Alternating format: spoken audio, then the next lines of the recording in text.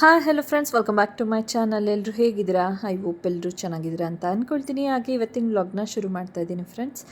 ಏನಂತ ಹೇಳಿದರೆ, ಇವತ್ತು ಐಬ್ರೋ ಮಾಡಿಸೋಣ ಅಂತ ನಾನು ಪಾರ್ಲರ್ಗೆ ಬಂದಿದ್ದೀನಿ. ನನಗಿಂತ ಮುಂಚೆ ನನ್ನ ತಂಗಿ ಬಂದು ಫೇಶಿಯಲ್ಲು ಅದು ಇದೆಲ್ಲ ಮಾಡಿಸ್ಕೊಳ್ತಾ ಇದ್ದಾಳೆ. ಪ್ಯಾಕೇಜ್ ಎಲ್ಲ ಏನದು ಪ್ಯಾಕ್ ಎಲ್ಲ ಹಾಕಿದ್ದಾರೆ, ಸಾರಿ ಪ್ಯಾಕೇಜಲ್ಲಿ ಏನದು ಪ್ಯಾಕೇಜ್ ಇತ್ತಂತೆ, ಅಂದರೆ ವ್ಯಾಕ್ಸು ಮತ್ತು ಇದು ಫೇಸ್ ಪ್ಯಾಕು ಏನೋ ಕ್ಲೀನಿಂಗ್ ಎಲ್ಲ ಮಾಡಿಸ್ಕೊಳ್ತಾ ಇದ್ದಾಳೆ ಇವತ್ತು. ಸೊ ಅದೆಲ್ಲ ಹಾಕ್ಕೊಂಡು ಅದು ಫೇಸ್ ಪ್ಯಾಕ್ ಹಾಕಿದ್ರು ಅವಳಿಗೆ. ಅದು ಹಂಗೆ ವೀಡಿಯೋ ಮಾಡ್ಕೊಳ್ತಾ ಇದ್ದೆ. ಅದೆಲ್ಲ ಆದಮೇಲೆ ನಾನು ಐಬ್ರೋ ಕೂಡ ನಾನು ಜಸ್ಟ್ ಐಬ್ರೋ ಅಷ್ಟೇ ಮಾಡಿಸಿದ್ದು. ಸೊ ಅವಳದು ಎಲ್ಲ ಮುಗ್ದಿತ್ತು. ಸೊ ಅದು ಮುಗಿಸ್ಕೊಂಡು ನಾನು ಜಸ್ಟ್ ಐಬ್ರೋ ಮಾಡಿಸ್ಕೊಂಡು ಮನೆಗೆ ಬಂದುಬಿಟ್ಟೆ. ಅದು ಮುಗಿಸ್ಕೊಂಡು ಬಂದು ನಾನು ಅನ್ನಕ್ಕೆ ಇಟ್ಟಿದ್ದೆ. ಇವತ್ತು ಆ್ಯಕ್ಚುಲಿ ನಾನು ನಮ್ಮ ಮನೇಲಿ ಹುರುಳಿಕಾಳು ಉಪ್ಸಾರು ಮಾಡಿದ್ದೆ. ಅನ್ನ ಅವಳು ನಾನು ಊಟಕ್ಕೆ ನಾನು ನವೀನ್ ಇಲ್ಲಿಗೆ ಬರ್ತೀನಿ, ನನಗೂ ರೈಸ್ ಮಾಡು ಅಂತ ಹೇಳಿದ್ಲು. ನನಗೆ ಅವ್ರು ಬರೋ ಐಡಿಯಾ ಇರಲಿಲ್ಲ ರೈಸ್ಗೆ. ಆಮೇಲೆ ಇಟ್ಟೆ, ನಾನು ಮನೆಗೆ ಬಂದುಬಿಟ್ಟು ರೈಸ್ ಮಾಡಲಿಕ್ಕೆ. ಹಾಗೆ ಫ್ರೆಂಡ್ಸ್, ನಾನು ಅಮೆಝಾನಿಂದ ಅಗ್ಯಾರೋ ಎಲೆಕ್ಟ್ರಿಕ್ ಎಗ್ ಬಾಯ್ಲರ್ನ ಬೈ ಮಾಡಿದ್ದೀನಿ. ಇದು ಬಂದು ತುಂಬಾ ಹೆಲ್ಪ್ಫುಲ್ ಆಗಿದೆ ಎಗ್ನ ಬಾಯ್ಲ್ ಮಾಡ್ಕೊಳ್ಳೋದಕ್ಕೆ.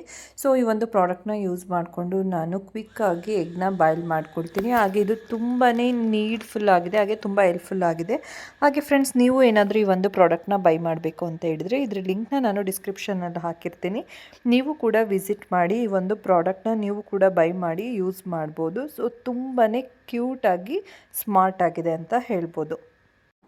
ಸೊ ಫ್ರೆಂಡ್ಸ್, ಈಗ ಇಲ್ಲೇ ಬಂದು ಊಟ ಮಾಡಿದ್ವಿ. ಆ್ಯಕ್ಚುಲಿ ನಾವು ಪಾರ್ಲರ್ಗೆ ಹೋಗ್ಬಿಟ್ಟು ಬಂದು ಉಪ್ಸಾರು, ಹುರುಳಿಕಾಳು ಉಪ್ಸಾರು ನಂಗೆ ಇಷ್ಟ. ಆ್ಯಕ್ಚುಲಿ ಅದು ತುಪ್ಪ ಹಾಕೊಂಡ್ರೆ ಸಕ್ಕತ್ತಾಗಿರುತ್ತೆ ಅಂದ್ಬಿಟ್ಟು ಊಟ ಮಾಡಿದ್ವಿ. ಈಗ ಇನ್ನೇನು ಹೊರಡಬೇಕು, ಬಿಸಿಲು ಸಿಕ್ಕಾಪಟ್ಟೆ ಇದೆ. ಒಂದು 5 ನಿಮಿಷ ರೆಸ್ಟ್ ಮಾಡ್ಬಿಟ್ಟು ಹೋಗೋಣ ಅಂತ ಹಂಗೆ ಕುತ್ಕೊಂಡ್ವಿ.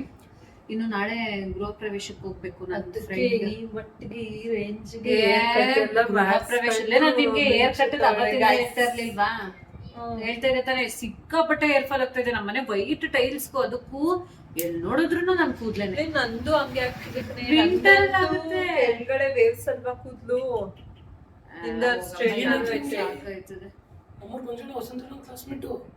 ಅದೇ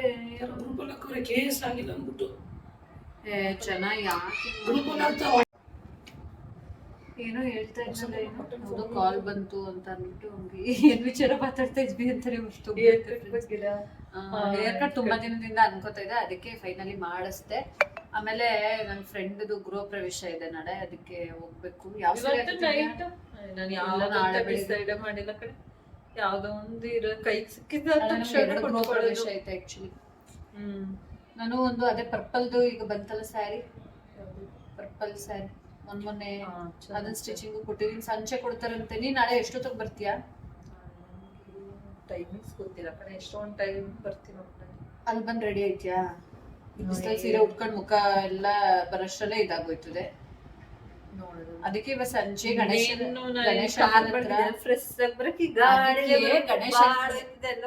ಗಣೇಶ್ ಅಂಕಲ್ ಹತ್ರ ನಂದು ಇದು ಇಸ್ಕೊಬಿಡು, ಎಣ್ಣ ಬ್ಲೌಸ್ ನ ಇಸ್ಕೊಬಿಟ್ರೆ ನಾಳೆ ಸಂಜೆ ನಾಳೆ ಬೆಳಿಗ್ಗೆ ಬರ್ತೀಯಲ್ಲ, ಅವಾಗ ತಗೊಬಂದ್ರೆ ಹಾಕೊಂಡು ಹೋಗ್ಬೋದು. ಸರಿ ಬಿಡು, ಆಯ್ತು. ಸಂಜೆ ಕೊಡ್ತಾರಂತೆ ಅವ್ರು.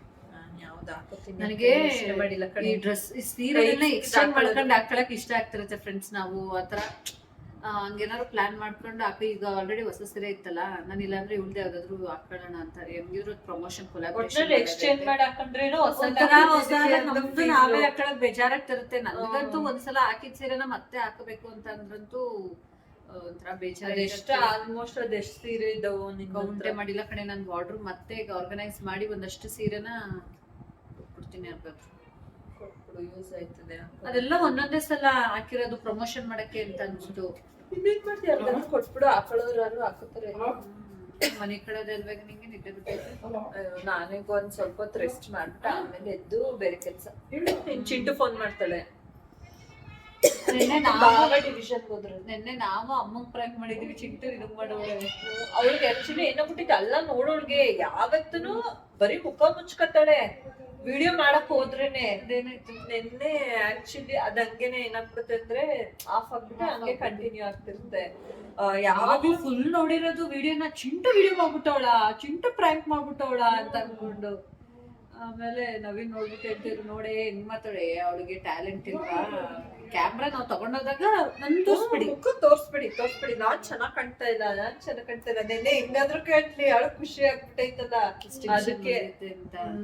ಆದ್ರೂ ಬಿಡು ಚೆನ್ನಾಗ್ ತಗೊಂಡು. ನಮ್ಗೆ ಗೊತ್ತಲ್ಲ ಅಂದ್ರೆ ಈಗ ಸ್ವಲ್ಪ ಎಲ್ಲ ಅಪ್ಡೇಟ್ ಆಗೈತೆ ಮತ್ತೆ ಅವಳು ಅಷ್ಟೇ ಎಫರ್ಟ್ ಆಗ್ತಾಳೆ. ನಾವ್ ಹತ್ರ ಎಲ್ಲ ಸೋಷಿಯಲ್ ಮೀಡಿಯಾ ಎಲ್ಲ ಯೂಸ್ ಮಾಡ್ಕೊಂಡೆಲ್ಲ ಏನು ವರ್ಕೌಟ್. ಇವಾಗ ಆಕ್ಚುಲಿ ನಮ್ಗೆ ಯಾವ್ದ್ರ ಬಗ್ಗೆ ಆದ್ರೂ ಇನ್ಫಾರ್ಮೇಶನ್ ಕೊಡೋದೇ ಅವಳು ಇವಾಗ ನಮ್ಗೆ. ಅವಾಗ ನಮ್ ಕಾಲದಲ್ಲಿ ಎಲ್ಲಿ ನಮ್ಮ ಹತ್ರ ಮೊಬೈಲ್ ಇರ್ಲಿಲ್ವಲ್ಲ, ಆಂಡ್ರಾಯ್ಡ್. ಇಂಜಿನಿಯರಿಂಗ್ ಫಸ್ಟ್ ಮುಗ್ದಾದ್ಮೇಲೆ ನಾನು ಮೊಬೈಲ್ ತಗೊಂಡಿದ್ದು. ಇವಾಗ ಅವ್ರಿಗೆ ಜಾಯಿನ್ ಆಗೋದ್ಕಿಂತ ಮುಂಚೆನೆ ಕ್ಲಾಸಸ್ ಎಲ್ಲ ಕೊಡ್ಸಿದ್ದೆ ನೀನು. ನಾನು ಕಂಪ್ಯೂಟರ್ ಕ್ಲಾಸ್ ಹಾಕಿದ್ದೆ ಮುಂಚೆನೆ ಲ್ಯಾಪ್ಟಾಪ್ ಎಲ್ಲ ಆಮೇಲೆ ಕಾಂಪಿಟೇಷನ್ ಐತೆ ರಮ್ಯಾ. ನಿಮ್ಗೆ ಅಷ್ಟು ಕಾಂಪಿಟೇಷನ್ ಇರ್ಲಿಲ್ಲ ಜಾಬ್ಗೆ ಆಗ್ಲಿ ಯಾವ್ದಕ್ಕೆ ಆಗ್ಲಿ, ಬಟ್ ಇವಾಗ ಅಷ್ಟೇ ಕಾಂಪಿಟೇಷನ್ ಇದೆ. ಮಕ್ಳಿಗೂ ಒತ್ತಡನೂ ಇದೆ, ಅಷ್ಟೇ ಪ್ರೆಷರ್ ಇದೆ.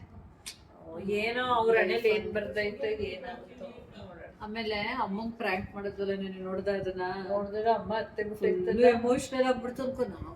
ನಾನು ಜಗ್ಲು ಗಂಟಿ ತರ ನಾನು ಶಿವು ಫುಲ್ ಜಗಳ ಮಾಡ, ಅಮ್ಮ ಫುಲ್ ಸೀರಿಯಸ್ ಆಗಿ ತಗೋಬಿಟ್ಟು ಏನ್ ಅಳ್ತಾ ಇದ್ದೆ ನನಗೆ. ನನ್ನ ಮಕ್ಳು ಯಾವತ್ತೂ ಒಬ್ಬಟ್ಟಲ್ಲಿ ನಾವೆಲ್ಲೆಲ್ಲೋ ಮಾಡಿದ್ವಲ್ಲಪ್ಪ ಪ್ರ್ಯಾಂಕ್ನ ಅಂತಾನೆ ಅನ್ಸ್ಬಿಡ್ತು ಅನ್ಕೋ. ಬೇಜಾರಾಗ್ಬಿಡುತ್ತೆ. ಅಮ್ಮ ಹತ್ಬಿಟ್ರೆ ಬೇಜಾರು.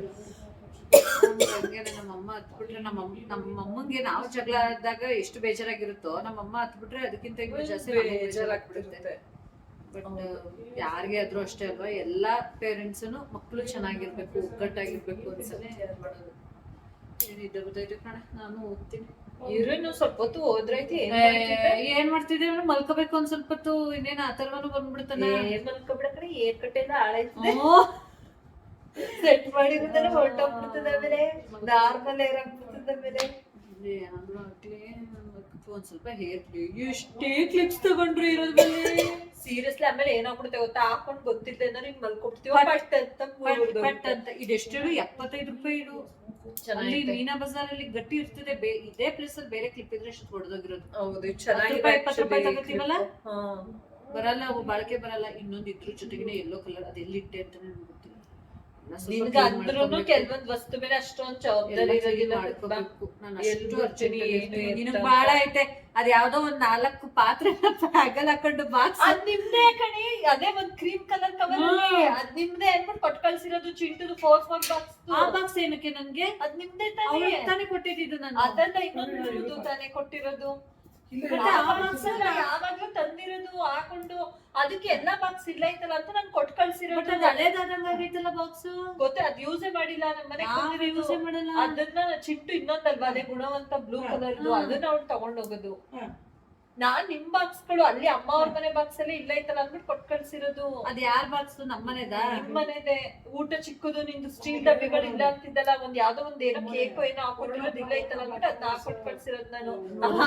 ಇವಳಿಗೆ ಜವಾಬ್ದಾರಿ ಇಲ್ಲ ಅಲ್ಲ, ಇವಾಗ ನನ್ ಜವಾಬ್ದಾರಿ ಬಗ್ಗೆ ಹೇಳ್ತಾಳೆ. ಬಾಕ್ಸ್ ತಗೊಂಡ್ ಹೋಗಿದ್ದು 1 ತಿಂಗಳಿಗೋ 2 ತಿಂಗಳಿಗೋ ಕೊಟ್ರೆ ಅದ್ ನೆನ್ಪಿರ್ತದೆ. ಇವಳು ಅದ್ ವರ್ಷ ಅನ್ಕೊಂಡ್ರೆ. ಯಾವ ವರ್ಷ ಏನಾಗಿಲ್ಲ, 6 months ಪ್ರಮೋಷನ್ ಬಂದಿದ್ದ ಬಾಕ್ಸ್ ಅಥರ್ವನಿಗೆ ಅಂತ ಅನ್ಬಿಟ್ಟು ಅದನ್ನ ಅವಳು ತಗೊಂಡೇ ಹೋಗಿದ.